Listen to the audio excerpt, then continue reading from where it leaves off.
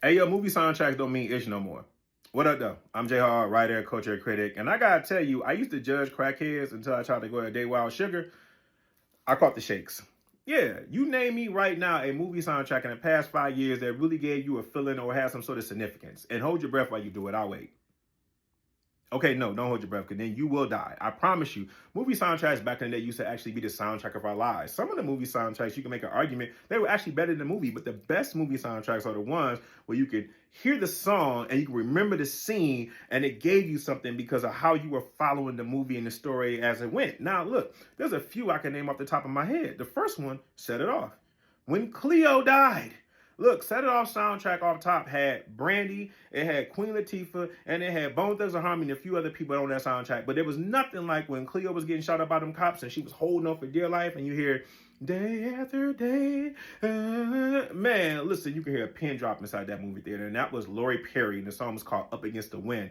But we all call it Day After Day. And you all have slotted it on social media where every time someone's sad, you hear day after day. But I promise you, back in that period, if you would have been in that theater, you would have been holding on to your heart. The second one is arguably probably the best movie soundtrack maybe of all time, possibly, and that's the Boomerang soundtrack. Look, they gave us introduction of Tony Braxton. They gave us songs by Babyface. They gave us Hot Sex on the Platter by A Tribe Called Quest. And they gave us Boys II Men, End of the Road. But you know what really stands out? Is when you see Eddie Murphy walking on the street and he's holding on to his jaw because it's swollen because Halle Berry has pimp slapped him because he cheated on Halle Berry, Robin Givens. Boy, Eddie Murphy has some choices in his film, boy, A+. But he looks to his left. He see this bus that's coming, and it has the same illustration that Halle Berry had created. And he realizes in that moment that he is in love with Halle Berry. And you start hearing, is it my turn? That's PM Dawn, I'll Die Without You. Look, I was never a PM Dawn fan, but in that moment right there, I didn't know what was going on in the movie, but I felt something in my soul. And the next one is from my favorite movie of all time, and you know what's coming, and that is Juice. Juice had Big Daddy Kane, Eric B. and Rakim, EPMD, Too Short, Cypress Hill. They had a whole list of people, Aaron Hall and Teddy Riley. But you know what really stands out is after you see Q and he throws Bishop off that rooftop because he was jealous of him this whole period of time, because that's the theory I made up in my head.